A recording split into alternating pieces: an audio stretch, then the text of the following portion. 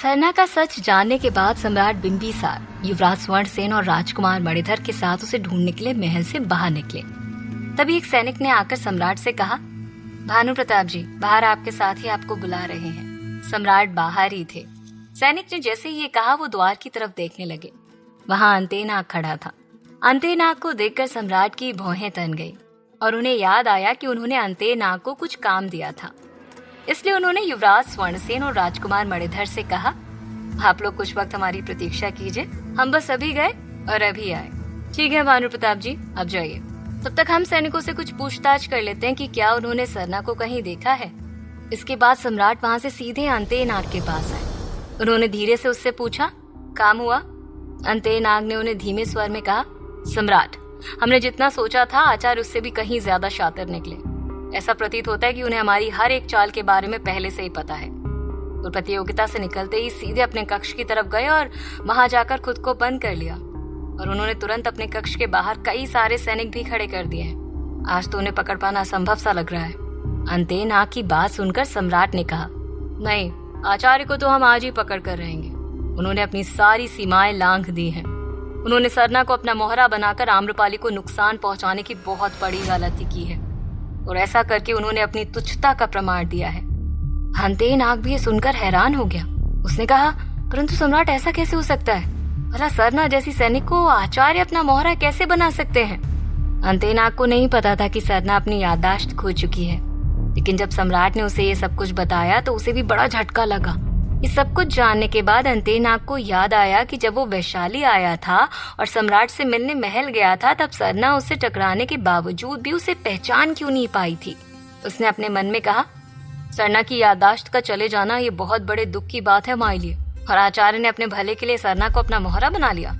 लेकिन जिस दिन भी उसकी याददाश्त वापस आई, उस दिन उसके प्रकोप को झेलने के लिए भी वो तैयार रहे, क्योंकि सरना कोई ऐसी वैसी सैनिक नहीं है। अंतेनाग ये सोच ही रहा था कि तभी सम्राट को एक योजना सूझी और वो तुरंत अंतेनाग से कहते हैं, अंतेनाग, एक पत्र लिखो। हमें पूरा यकीन है कि इसके बाद आचार्य अवश्य कोई प्रतिक्रिया देंगे और उनकी ये प्रतिक्रिया उन पर भारी पड़ेगी। एक तरफ जहां सम्राट बिंबिसार सरना को ढूंढ रहे थे और आचार्य को सबक सिखाने की योजना बना रहे थे, तो वहीं दूसरी तरफ आम्रपाली का भव्य श्रृंगार शुरू हो चुका था। एक साथ कई सारी दासियां उसके श्रृंगार के लिए उसके कक्ष में उपस्थित थी। आज आम्रपाली के कक्ष में काफी चहल पहल मची हुई थी। राजकुमारी मुकुंदा भी वहीं पर थी। आम्रपाली के दरबार में जाने की सारी तैयारियां हो रही थी। सबसे पहले उसका भव्य स्नान होना था और उसके पश्चात उसका श्रृंगार। इसलिए आम्रपाली ने सफेद और सुनहरे रंग के वस्त्र धारण किए हुए थे और उसने अपना सारा श्रृंगार उतार कर रख दिया था। उसके कक्ष के बाहर ही बाग में बने एक झरोखे के नीचे एक बड़ा सा कुंड था, जिसमें पानी भरकर गुलाब की कई सारी पंखुड़ियां डाल दी गई थी। आम्रपाली स्नान के लिए वहीं जाने वाली थी। उस कुंड के आसपास उसके भव्य स्नान से संबंधित सारी सामग्री भी वहीं रख दी गई थी। सुलोचना भी वहीं पर थी। तभी राजकुमारी मुकुंदा ने आम्रपाली से खुश होते हुए कहा, आम्रपाली, तुम्हें पता है, एक राजकुमारी को भी ऐसी सुविधा नहीं मिलती जो तुम्हें मिल रही है। आम्रपाली ने राजकुमारी का जवाब दिया और कहा, राजकुमारी मुकुंदा, इन सुख सुविधाओं का हमारे जीवन में कोई मोल नहीं, अगर हमारे परिवार और हमारे प्रिय दोस्त ही हमारे साथ ना हो। और वैसे भी एक राजकुमारी का जीवन तो क्या, एक साधारण स्त्री के जीवन की तुलना भी नगरवधु के जीवन से नहीं की जा सकती। एक स्त्री का नगरवधु बनना किसी बुरे सपने से कम नहीं है। इतना कहकर आम्रपाली वहां खड़ी दासियों से कहती है, अच्छा, अब हम स्नान के लिए चले, अन्यथा शाम के लिए देर हो जाएगी। आम्रपाली की अनुमति मिलते ही राजकुमारी मुकुंदा ने कहा, आम्रपाली, आज तो हम भी आपका श्रृंगार करेंगे। राजकुमारी की इस बात पर आम्रपाली ने उनकी तरफ हैरानी से देखा और कहा, नहीं राजकुमारी, हम आपसे अपना श्रृंगार नहीं करवा सकते।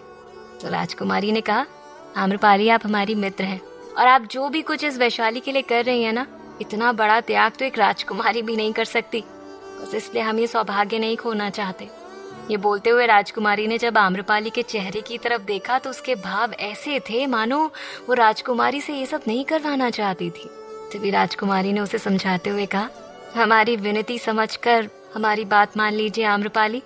आम्रपाली राजकुमारी से विनती नहीं करवा सकती थी, इसलिए उसने तुरंत विनम्र भाव से कहा, अरे नहीं राजकुमारी, विनती मत कीजिए। यदि आपकी यही इच्छा है तो अब हम आपको मना नहीं करेंगे। इसके बाद सभी दासियां आम्रपाली को लेकर स्नान कुंड की तरफ जाने लगी। सामने से आम्रपाली को आते हुए देखकर सोम अंदर ही अंदर कांपने लगा था। उसने अपने मन में कहा, ये क्या हम देवी आम्रपाली को स्नान करते कैसे देख सकते हैं? नहीं नहीं, हम स्त्री भेष में हैं तो क्या हुआ, हमें अपनी मर्यादा का ध्यान रखना होगा, अन्यथा गलत हो जाएगा, हमें यहाँ से जाना चाहिए। जैसे ही सभी उस कुंड के पास पहुंचे, सोम धीरे धीरे वहां से जाने लगा। तभी राजकुमारी मुकुंदा ने उससे कहा, अरे सुलोचना, तुम कहाँ जा रही हो? तुम तो देवी आम्रपाली की सबसे प्रिय दासी हो। आम्रपाली का स्नान तो तुमसे ही शुरू होगा और तुम ही शुरू करोगी। आम्रपाली जानती थी कि सोम क्यों जा रहा है। उसने सोम की तरफ देखा। सोम भी दुविधा भरी नजरों से आम्रपाली की तरफ देख रहा था। तो उसने राजकुमारी मुकुंदा से कहा, राजकुमारी, देवी आम्रपाली को स्नान ही तो करवाना है, बाकी सारी व्यवस्थाएं हमने कर दी हैं, स्नान आप लोग करवा दीजिए, तब तक हम उनके श्रृंगार की व्यवस्थाएं देख लेते हैं। ये बोलकर सोम राजकुमारी के जवाब की प्रतीक्षा किए बिना ही वहां से चला गया। राजकुमारी उसे रहस्यमयी ढंग से देख रही थी। इसी दौरान सम्राट बिंबिसार अंतेय नाग के साथ मिलकर आचार्य को अब किसी भी परिस्थिति में पकड़ना चाहते थे, लेकिन आचार्य सुमंत उन्हें पहले से ही सम्राट बिंबिसार के हर एक चाल के बारे में पता था। और पता होता भी क्यों ना, आचार्य पहले से जानते थे कि सम्राट बिंबिसार किसी भी काम को कैसे अंजाम दे सकते हैं। लेकिन सम्राट ने भी हार नहीं मानी थी। उन्होंने एक पत्र लिखवाया और उसे आचार्य सुमंत के पास भेजने के लिए कहा। उस वक्त आचार्य सुमंत अपने कक्ष में थे। वो इधर उधर परेशान होकर चल रहे थे। तभी उनका गुप्तचर उनके कक्ष में आया और कहा, आचार्य, आपकी मगध चलने की सारी व्यवस्थाएं कर दी गई हैं। इसके साथ ही हमने बाकी साथियों को भी बुलवा लिया है।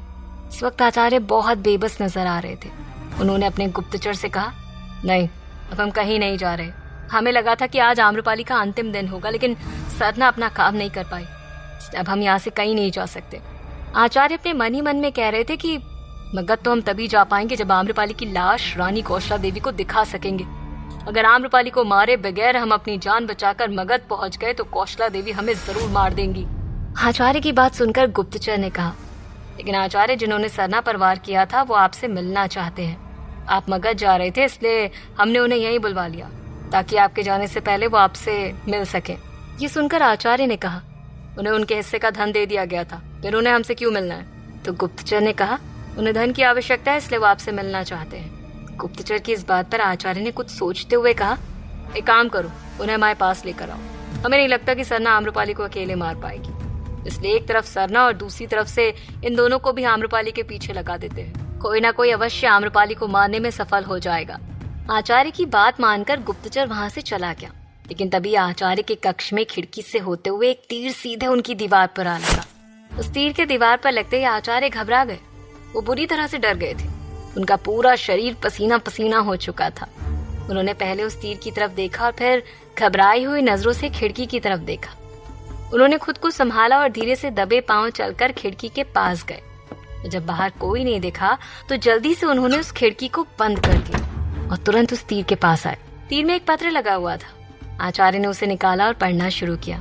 उस पत्र में जो लिखा था उसे देखकर आचार्य की आंखें फटी की फटी रह गईं। उसमें लिखा था, आचार्य सुमंत, लगता है आपको चूहे बिल्ली का खेल खेलना बहुत पसंद है, तो निश्चिंत रहिए। अपने कक्ष में आप भले ही सुकून से सांस ले पा रहे होंगे, लेकिन कल सुबह का सूरज आप देख नहीं पाएंगे। बहुत जल्दी आपकी सांसें थमने वाली हैं। इस पत्र को पढ़कर आचार्य सुमंत के पैर थर्राने लगे थे। उन्होंने कांपते हुए स्वर में कहा, सम्राट बिंबिसार, ये पत्र उनका तो नहीं?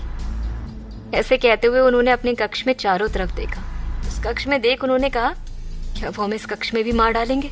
अगर ऐसा हुआ तो हमें जल्द से जल्द यहाँ से निकलना होगा। आचार्य सुमंत अब कक्ष से बाहर भागने की योजना बना रहे थे और उनकी इसी प्रतिक्रिया का इंतजार सम्राट को था। आचार्य सुमंत ये सोच ही रहे थे कि तभी अचानक जोरदार आवाज से उनकी खिड़की खुली। खिड़की के खुलने की आवाज से आचार्य चौंक गए और उन्होंने तुरंत पीछे की तरफ देखा। खिड़की की तरफ देखते ही उनकी आंखें फटी की फटी रह गईं। खिड़की के पास अपने चेहरे पर नकाब लगाए कोई खड़ा था। उसे देखकर आचार्य सुमंत पूरी तरह से डर गए और चिल्लाते हुए कहते हैं, हमने कुछ नहीं किया है, हमें मत मारना। तभी वो नकाब पोश आचार्य के पास आया। आचार्य ने घबराकर अपनी आंखें बंद कर ली और अपने बचाव में गिड़गिड़ाने लगे, दूर रहो, हमसे दूर रहो। तभी उस नकाबपोश ने कहा, घबराइए मत आचार्य, हम हैं सरना। जैसे ही आचार्य ने ये सुना, उन्होंने आश्चर्य भरी नजरों से उस नकाबपोश की तरफ देखा। नकाबपोश ने अपने चेहरे पर कपड़ा लगा रखा था, उसे हटाया और वो सरना ही थी। सरना को देखते ही आचार्य बोल पड़े, सरना तुम्हें खिड़की से आने की क्या आवश्यकता पड़ गई?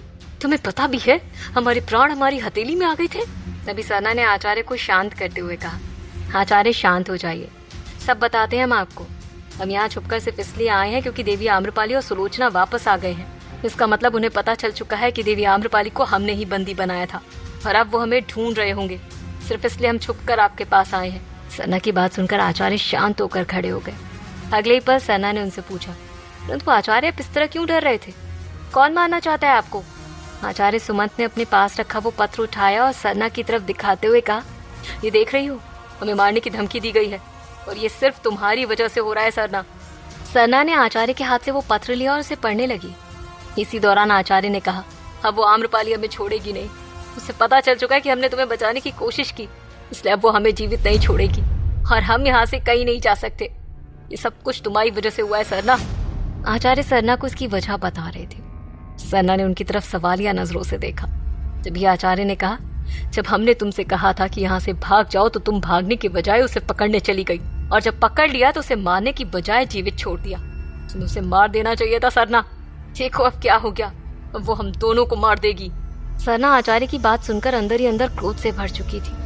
उसे आम्रपाली पर अब गुस्सा आ रहा था। उसने कहा, हमें यकीन नहीं होता एक मासूम चेहरे के पीछे इतनी खूंखार सोच है। हमें नहीं मार पाई तो आपको मारने चली है। सरना ने जैसे ही ये कहा, आचार्य उसकी तरफ कुटिल नजरों से देखने लगे और मन में कहते हैं, अब यदि तुमने आम्रपाली को मारने के लिए कदम नहीं उठाया तो मजबूरन हमें तुम्हें मारना होगा सरना, क्योंकि आगे कुआं पीछे खाई है। आम्रपाली को नहीं मारा तो रानी कौशला देवी हमें मार देंगी और यदि जीवित छोड़ दिया तो सम्राट बिंबिसार घात लगाए बैठे हुए हैं। अगले ही पल उस पत्र को आचार्य सुमंत की तरफ बढ़ाते हुए सरना ने कठोर संकल्प लेते हुए कहा, देवी आम्रपाली ने इस पत्र में आपको धमकी दी है कि कल सुबह का सूरज आप नहीं देख पाएंगे, लेकिन अब ऐसा नहीं होगा। कल सुबह का सूरज हम उन्हें नहीं देखने देंगे। आपने सही कहा था, उन्हें जीवित छोड़ना उचित नहीं है। अब हम अपना अधूरा काम पूरा करेंगे। आज की रात देवी आम्रपाली की आखिरी रात होगी। ये सुनकर आचार्य का हृदय गदगद हो उठा। उन्होंने झट से कहा, अब हमारे पास इसके अलावा और कोई रास्ता नहीं है सरना। उस आम्रपाली को जान से मार दो। वचन दो हमें कि तुम उसे मार दोगी। सरना ने बिना सोचे समझे आचार्य को वचन दे दिया और कहा, हम वचन देते हैं आचार्य। ये सुनकर आचार्य बहुत ज्यादा खुश हो गए और उन्होंने आगे कहा, पर सरना, तुमने पिछली बार भी हमें यह आश्वासन दिया था कि आम्रपाली प्रतियोगिता में नहीं आ पाएगी, पर ऐसा नहीं हुआ। इसलिए तुम्हें अब आम्रपाली को मारने के बाद हमें उसका शव दिखाना होगा। जैसे ही आचार्य ने ये कहा, सरना ने उनकी तरफ संदेह भरी नजरों से देखा। आचार्य को एहसास हुआ कि उन्होंने अपने मतलब की बात कह दी है, इसलिए बात को संभालते हुए उन्होंने आगे कहा, हमारा मतलब है कि आम्रपाली का शव देखेंगे तभी हमारा डर दूर होगा, अन्यथा हम कभी भी यकीन नहीं कर पाएंगे कि वो मर चुकी है। आचार्य ने ऐसा सिर्फ इसलिए कहा था क्योंकि उन्हें रानी कौशला देवी को आम्रपाली का शव देना था। आचार्य की बात सुनकर सरना ने उन्हें कहा, ठीक है आचार्य, हम वचन देते हैं, हम देवी आम्रपाली को मारकर उनका शव आपके समक्ष अवश्य लेकर आएंगे। क्या वाकई सरना आम्रपाली को जान से मार डालेगी? क्या आचार्य को सम्राट बिंबिसार पकड़ पाएंगे? क्या सोम का सच राजकुमारी मुकुंदा के सामने आ पाएगा? जानने के लिए सुनते रहिए।